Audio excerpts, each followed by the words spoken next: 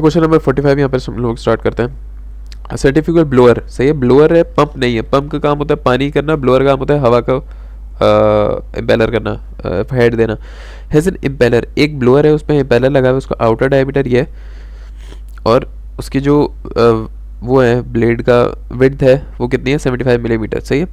और जो एंगल है वो 70 है। ये क्या है, वेन एंगल। वेन एंगल क्या होता है, जो ब्लेड है ना, जो गेट है, जो ब्लेड है वो एंगल दिया हुआ है। You can say that this is beta to the tangent at outer periphery, I guess this is beta 2। When the blower is delivering air, density दिया हुआ है, फ्लो रेट गिवन है, एन दिया हुआ है, रेवोल्यूशन जिससे ओमेगा आ जाएगा, and the pressure difference across the blower measured by barometer is, ये प्रेशर डिफरेंस मतलब डेल्टा पी दिया हुआ है। डेल्टा पी किसके बराबर है 45 मिलीमीटर ऑफ वाटर दिया हुआ है। अच्छा, इसको कैसे कन्वर्ट करते हैं, इसका कन्वर्जन आती है, जैसे हम क्या पढ़ते हैं 45 mm ऑफ एच जी, तो फिर हम mm ऑफ एच जी को डिवाइड करते हैं शायद 7 पॉइंट समथिंग से, तो हमारे पास पास्कल में आता है, याद है। तो यहाँ mm ऑफ वाटर है तो इसकी कन्वर्जन होगी, कर लेंगे, कोई मसला नहीं है। Power supply by the shaft, work done shaft दिया हुआ है, शाफ्ट की जो पावर है वो दी हुई है, ठीक है। शाफ्ट की पावर दी हुई है, I guess this is not work done, पहले मैं देखूँ वर्क डन पावर होती है नहीं, हाँ मैं मिक्स कर रहा हूँ भाई, ये वर्क डन ऑफ शाफ्ट नहीं, ये पावर है प्रॉपर से। And the mechanical efficiency is 93%। इसका मतलब जो इम्पेलर, जो शाफ्ट है, वो शाफ्ट जो इम्पेलर को घुमा रहा है उसकी जो एफिशिएंसी है वो 93% है। सी जो मैकेनिकल एफिशिएंसी आती है वो शाफ्ट और इम्पेलर के बीच में है, क्योंकि ये दोनों मैकेनिकल डिवाइसेस हैं। जो हाइड्रोलिक एफिशिएंसी आती है वो इम्पेलर और उस पानी के बीच में होती है जो पानी ऊपर जा रहा होता है, ठीक है। और जो वॉल्यूमेट्रिक एफिशिएंसी होती है वो मुझे नहीं पता क्या। Determine the power lost in bearing friction, मतलब जो फ्रिक्शन होगा उसमें कितना पावर लॉस्ट हो रहा है इस एफिशिएंसी के थ्रू। इम्पेलर की एफिशिएंसी बतानी है और ओवरऑल एफिशिएंसी बतानी है आपने। Radian inlet to the impeller, radial inlet का क्या मतलब है, वी थीटा 1 0, वी रेडियल बराबर है V1 के, अल्फा बराबर है 90 के। ये सारी चीज़ें नहीं पता, पिछली वीडियो देख लो, पता चल जाएगा। खासतौर पे 42 इसमें थोड़ा डिटेल में बताया। तो आ जाओ यहाँ पर 45 क्वेश्चन, सारी चीज़ें गिवन है। ये फॉर्मूला रट्टा मार लो वर्क डन ऑफ शाफ्ट का, रट्टा मारने की जरूरत नहीं यार, लॉजिकल है, ज़ाहिर है। एक इम्पेलर है शाफ्ट से जुड़ी हुई है, ये इम्पेलर है यहाँ पर। जो वर्क डन शाफ्ट करेगी वो बराबर होगा सेम वर्क डन की जो impeller plus friction losses, power of friction, सही है ना भाई। शाफ्ट जो भी वर्क डन करी है वो सारा का सारा मिल रहा है किसको, इम्पेलर को, आइडियल केसेस में। और अगर आइडियल नहीं है, अगर फ्रिक्शन लॉस है तो यहाँ पर प्लस आप कर लो फ्रिक्शनल पावर भी, जो पावर आपकी फ्रिक्शन में लॉस हो रही है। सिंपल फार्मूला बना हुआ है, ठीक है। तो क्या होगा, अगर आपने ये इस सवाल में आपने पावर ऑफ फ्रिक्शन निकालनी है जो लॉस हो रहा है आपका, इसको वहाँ ले जाओ, ये फार्मूला आपका बन गया, ठीक है। अब आपने ये ध्यान में रखना है और आपने इसको साइड पे कर देना। अब आपने सवाल को सॉल्व करना है। भाई हमें पता है कि मैंने आपको क्या बताया था शुरू में, मैकेनिकल एफिशिएंसी क्या होती है, मैकेनिकल एफिशिएंसी होती है आउटपुट अपॉन इनपुट। आउटपुट आपका क्या है, इम्पेलर घूम रहा है, सही है, work done of impeller. Input क्या है, आप शाफ्ट को घुमाओगे, आप शाफ्ट को वर्क डन करोगे तो इम्पेलर का वर्क डन होगा, तो ये मैकेनिकल एफिशिएंसी है। ये दो डिवाइसेस मैकेनिकली एक दूसरे से जुड़ी हुई है। मैकेनिकल एफिशिएंसी सिर्फ कहाँ निकलेगी, शाफ्ट और इम्पेलर पे, जहाँ तक मुझे अभी पता है, ठीक है। मैकेनिकल एफिशिएंसी आपको गिवन है और बाकी से हम निकाल लेंगे, ठीक है।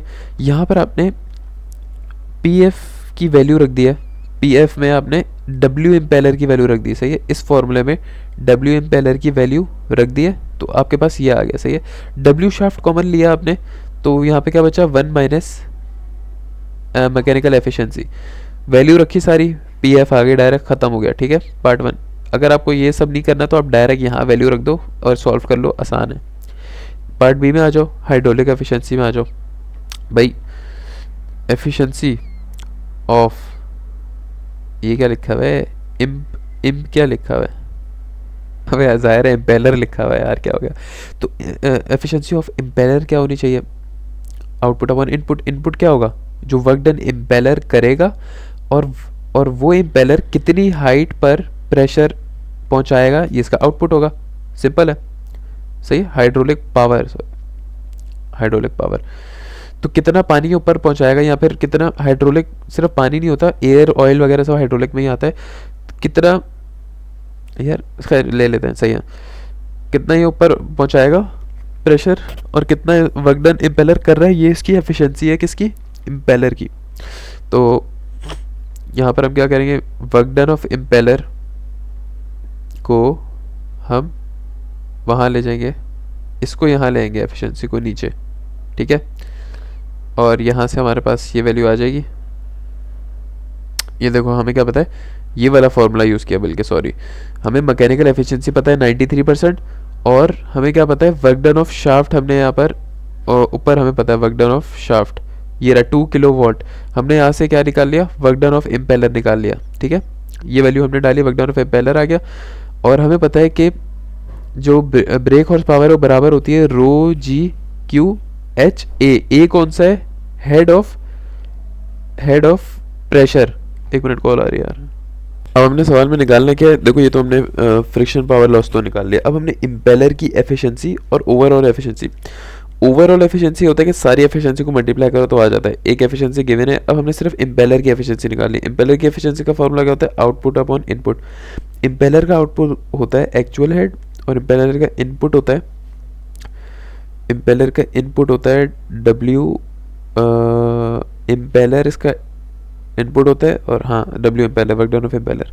तो ये इसका एफिशिएंसी होती है। तो अब यहाँ पर हम लोग देखते हैं इस सवाल के अंदर हमने जो एंड पे निकाला हुआ है वो क्या निकाला हुआ है, एफिशिएंसी ऑफ इम्पेलर के लिए ये रहा, सही है, एक्चुअल पावर हेड और आपका वर्क डन ऑफ इम्पेलर, ठीक है। वर्क डन ऑफ इम्पेलर यहाँ गया पावर हेड। पावर हेड निकालने के लिए हमें क्या चाहिए, हमें चाहिए रो जी क्यू और एच, ठीक है। अब हेड आपका कौन सा आएगा, एक्चुअल हेड, क्योंकि आपने एक्चुअल आपको ऊपर चाहिए होती है ना एफिशिएंसी के फॉर्मूले में। अब मसला ये कि फ्लो रेट कहाँ से आएगा, सवाल में अगर फ्लो रेट गिवन होता है बहुत आसान होता है, लेकिन फ्लो रेट नहीं गिवन, इसका मतलब आपको जो इम्पेलर है उसके वेलोसिटी ट्रायंगल्स बनाने पड़ेंगे दोनों इनलेट और आउटलेट के, फिर ये पूरा सॉल्व करना पड़ेगा, ठीक है। तो हम इसको स्टेप वाइज लेके चलते हैं। पावर का फॉर्मूला हमने एक बार ऊपर लिख लिया है, रो जी क्यू एच, रो पता है, जी पता है, क्यू और एच निकाल लेते हैं। सबसे पहले क्यू के लिए आप अपने वेलोसिटी ट्रायंगल में भी बना देता हूँ, एक मिनट रुको। तो ये आपको रट्टा मार लो, ये वाला ट्रायंगल, ये इनलेट का होता है, ये आउटलेट का है। इनलेट आउटलेट सेम बनते हैं तकरीबन, लेकिन इनलेट पे हमारा सवाल में क्या था, रेडियल एंट्री। रेडियल एंट्री में क्या होता है, जो V1 है आपका वो ये अल्फा एंगल 90 हो जाता है, जिसकी वजह से आपका V जो टेंजेंशियल कंपोनेंट है वो 0 हो जाता है, और V1 जो है वेलोसिटी उसका सिर्फ एक कंपोनेंट रहता है जो कि VR1 होता है, ठीक है। वरना ये बराबर होता है V1 बराबर होता है VR1 प्लस V थीटा के, ठीक है। तो सबसे पहले हम क्या करेंगे, ओमेगा निकाल लेंगे 2 पाई n अपॉन 60 से, सही है। ओमेगा आ गया, तो ब्लेड वेलोसिटी आप कहाँ से निकालते हो, V is equal to R omega से। तो U1 U2 के लिए आप दोनों निकाल सकते हो। असल में आप फ्लो रेट किसके बराबर होता है, फ्लो रेट बराबर होता है 2 पाई आर बी, मतलब area into velocity VR, radial velocity. अब आपकी मर्जी है, आप 1 के लिए सॉल्व कर लो, 2 के लिए सॉल्व करो, आंसर सेम आएगा। तो आप सिर्फ एक के लिए सॉल्व कर सकते हो, एक के लिए सॉल्व करके किसी भी एक के लिए सॉल्व करो और आप डायरेक्ट आंसर निकालो, ठीक है। तो इन लोगों ने यहाँ पर 2 के लिए सॉल्व किया, तो U2 is equal to R2 omega, सही है। Radius V is equal to R omega लगाया यहाँ पे, आ गया आपके पास V is equal to R omega से, रेडियस गिवन था हमें ऊपर, और हमें पता है Q इज इक्वल टू ये वाला फॉर्मूला है। तो वेलोसिटी यहाँ रखी, सारी चीज़ें नीचे ले जाओ, Q upon this is equal to V radius. अरे क्या Q 3.1 गिवन है यार सवाल में, तो ये क्यों निकाला है, चलो सही है, आगे देखते हैं क्या होता है। तो हमने VR2 निकाल लिया, सही है, रेडियल वेलोसिटी 2। अब सेकंड वाले इसमें यहाँ पर टेंजेंट बीटा 1 अगर मैं करता हूँ तो ये बराबर होता है परपेंडिकुलर अपॉन बेस के। परपेंडिकुलर आपका क्या है, VR2, और बेस आपकी क्या है, ये यहाँ से यहाँ तक डिस्टेंस कितना है, ये पूरा डिस्टेंस U है, ये डिस्टेंस है V थीटा, तो ये क्या हो जाएगा U माइनस V थीटा। तो 10 beta is equal to VR2 upon U2 minus V theta 2। सारी चीज़ें पता है सिवाय V थीटा 2 के, यहाँ से V थीटा 2 की वैल्यू आ जाएगी, ठीक है। अच्छा ये इसलिए किया है, ये इसलिए किया है, ठीक है। अब आपने हेड ऑफ इम्पेलर निकालोगे, ठीक है। हेड ऑफ इम्पेलर का ये फॉर्मूला होता है, रट्टा मार लो, पिछली वीडियो देखी है तो उसमें मैंने बताया हुआ भी है थोड़ा, 1/g ये वाला फॉर्मूला होता है, ठीक है। अब देखो रेडियल इनलेट है तो V थीटा 1 आपका 0 है, ये वाली टर्म 0 हो गई, तो सिर्फ ये फॉर्मूला बचा, G पता है, U2 पता है, V थीटा 2 पता है, यहाँ पर वैल्यू डाली, हेड ऑफ इम्पेलर आ गया। अब पावर किसके बराबर होती है, रो जी क्यू एच। अगर आपने इम्पेलर की पावर निकालनी है तो इस फॉर्मूले में इम्पेलर का हेड आप रख दो, तो आपके पास इम्पेलर की पावर आ गई। अब अगर आपने हाइड्रोलिक पावर निकालनी है, मतलब वो पावर जो इम्पेलर के बाद की है, सबसे पहले पावर होती है शाफ्ट की, शाफ्ट पावर देगा इम्पेलर को, इम्पेलर की पावर, फिर इम्पेलर जिस पानी को या हवा को आगे फेंकेगी वो पावर कौन सी है जिससे वो हवा आगे जा रही है या पानी ऊपर जा रहा है, वो कराती है हाइड्रोलिक या फिर एक्चुअल पावर। ठीक है, अब उन लोगों ने ये वाली जो पावर है इसको इन लोगों ने एक मैनोमीटर रीडिंग से रिप्रेजेंट किया हुआ है कि जो आपकी एक्चुअल पावर मिल रही है ना वो एक मैनोमीटर रीडिंग से आ रही है। ठीक है, अब क्या सीन है यार, थोड़ा सा लॉजिक को समझो। देखो पावर बराबर है रो जी क्यू एच। देखो इम्पेलर के हेड के लिए तो हमने निकाल लिया, एक्चुअल हेड के लिए यहाँ पर क्या आएगा, एच ए आ जाएगा। डेंसिटी पता है, ग्रेविटी पता है, फ्लो रेट पता है, हमें एक्चुअल हेड नहीं पता कि एक्चुअल हेड हमें कितना मिल रहा है। तो हम ये बोल सकते हैं एक्चुअल हेड वैसे तो इस फॉर्मूले से भी आ सकता है। देखो कि यार अगर वेलोसिटी सेम है, फर्स्ट करो कि इम्पेलर के ब्लेड के स्टार्ट से एंड तक तो वेलोसिटी चेंज हो रही है, वो अलग सीन है, लेकिन इम्पेलर के बाद यहाँ से लेके यहाँ तक अगर कोई हेड लॉस नहीं है तो वेलोसिटी आपकी सेम रहनी चाहिए 0.1 से लेकर 0.2 तक। अगर पाइप का डायमीटर सेम है, कोई फ्रिक्शन नहीं है, तो इम्पेलर से पावर मिलने के बाद जब पानी या हवा ऊपर जाएगी तो इसकी V1 V2 सेम होनी चाहिए। ठीक है, ऊपर जाएगी या आगे जाएगी, तो इसलिए हम ये कर सकते हैं, मैं बता रहा हूँ एक लॉजिक बन सकती है कि बर्नौली इक्वेशन में आपका V1 और V2 वाला कैंसिल हो जाए, और एलिवेशन क्योंकि गिवन नहीं है सवाल में तो Z1 Z2 भी आपका कैंसिल हो जाए।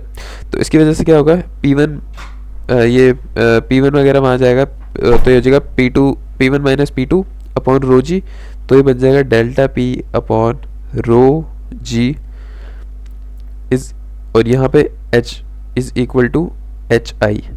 ठीक है, अच्छा P2 वहाँ ले जाएंगे, P2 minus P1 delta P, सही है, यही बन जाएगा। अब सीन ये है कि जब हमने वेलोसिटी हटा दी, वेलोसिटी हटाने का मतलब ये क्या हुआ कि हम ब्लेड के बाद की बात कर रहे हैं। तो इसका क्या मतलब हुआ कि जब हमने बर्नौली इक्वेशन में वेलोसिटी को कैंसिल कर दिया, जब हमने बोला कि वेलोसिटी दोनों में कांस्टेंट है, वो कांस्टेंट कब हो सकती है, वो हो सकती है जब इम्पेलर अपनी पूरी पावर पानी या हवा को दे दे। तो इसका मतलब ये है कि अब हम हेड इम्पेलर की नहीं, अब हम एक्चुअल हेड की बात कर रहे हैं। तो हेड एक्चुअल बराबर हुआ किसके, इसके बराबर हो गया। ठीक है, तो डेल्टा पी बराबर हो गया रो जी डेल्टा एच के। ठीक है, तो ये फॉर्मूला यहाँ से बन सकता है। और डेंसिटी क्योंकि मैनोमीटर के अंदर पानी और सॉरी ये वाला फॉर्मूला आपका ऐसे बन गया। ठीक है, ये आपको समझ आ गया यहाँ पे। तो हेड किसके बराबर है, डेल्टा पी अपॉन रो जी, एक तो इसके बराबर हो सकता है। दूसरी चीज़ ये हो सकती है कि हम ये कह सकते हैं कि यार हमें पता है कि प्रेशर बराबर होता है सीधा सीधा रो जी एच के, सही है। तो डेल्टा पी किसके बराबर हो गया, रो जी एक्चुअल हेड के। डेल्टा पी क्या है कि भाई कितना प्रेशर चेंज करने की वजह से कितना ज़्यादा हेड आपका मिल रहा है। ये फॉर्मूला भी यहाँ पर लॉजिक बनाता है, ये वाला जो हेड का फॉर्मूला है। ठीक है, ये यहाँ से बने हुए हैं सारे फॉर्मूले। तो हेड आपने यहाँ रखा है, रोजी को मल्टीप्लाई डिवाइड करा दे तो डेल्टा पी अपॉन रोजी इज इक्वल टू हेड। रोजी पता है, डेल्टा पी कहाँ से आएगा, चेंज इन प्रेशर कैसे पता चल सकता है आपको। देखो चेंज इन प्रेशर ये कि फोर्स पर यूनिट एरिया से आएगा पता चल सकता है, लेकिन बेस्ट तरीका क्योंकि आपको मैनोमीटर गिवन है सवाल में कि भाई मैनोमीटर क्या होता है, ये रहा उसकी 45 mm ऑफ वाटर की वैल्यू आ रही है, आपकी हाइट जो है वो 45 mm ऑफ वाटर है। फर्स्ट करो ये मैनोमीटर है, इस तरह का ये हो सकता है। अब इसको मैं मैनोमीटर आपको सॉल्व करा रहा हूँ, ये लंबा काम है लेकिन कॉन्सेप्ट आपको एक मिल सकता है यहाँ से। फर्स्ट करो ये मैनोमीटर है, इसकी रीडिंग कैसे लेते हैं, आपको सारे प्रेशर ऐड करने होते हैं।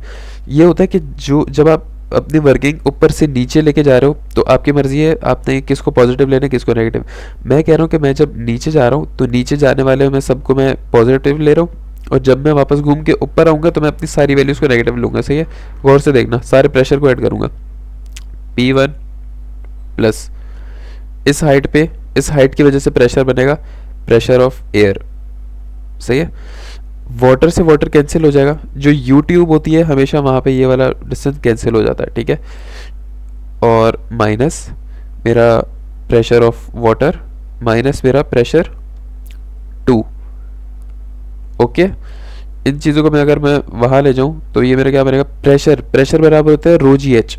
तो rho G H of air, rho of air minus rho of water G H of water is equal to, sorry ये सारे इज इक्वल टू 0 होता है मैनोमीटर में। सही है, इसको वहाँ ले जाओ तो ये बनाएगा P2 माइनस P1। ठीक है, इज इक्वल टू ये दोनों चीज़ें। अब देखो ग्रेविटी दोनों में कांस्टेंट है, और हाइट आपने गौर किया होगा कि इस यूट्यूब पे दोनों की हाइट सेम है, एच ऑफ एयर और एच ऑफ वाटर दोनों सेम है।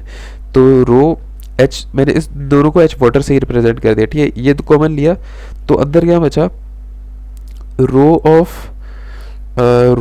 Of air minus density of water, ये बच गया अंदर, परफेक्ट है।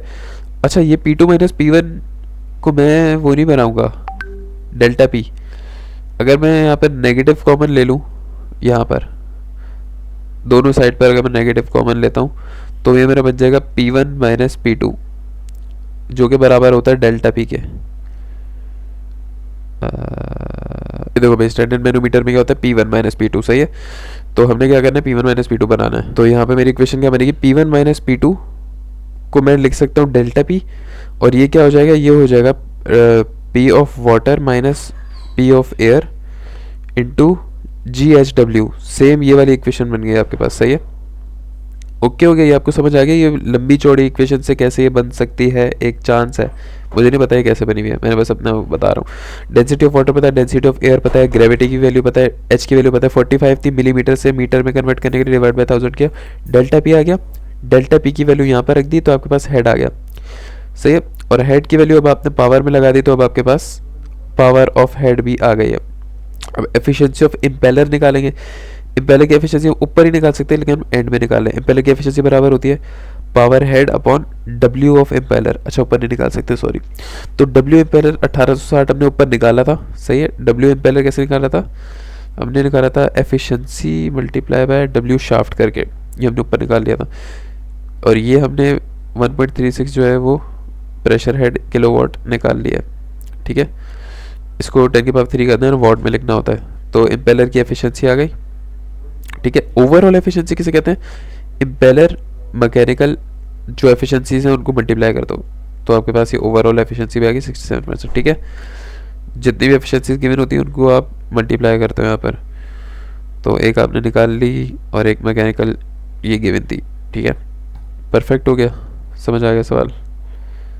ये क्या आगे भी है, अच्छा नहीं, यहाँ पे ख़त्म हो गया, सही है। अगर कोई लॉस नहीं होगा तो डब्ल्यू शाफ्ट डब्ल्यू इम्पेलर के बराबर हो जाएगा प्रॉपर।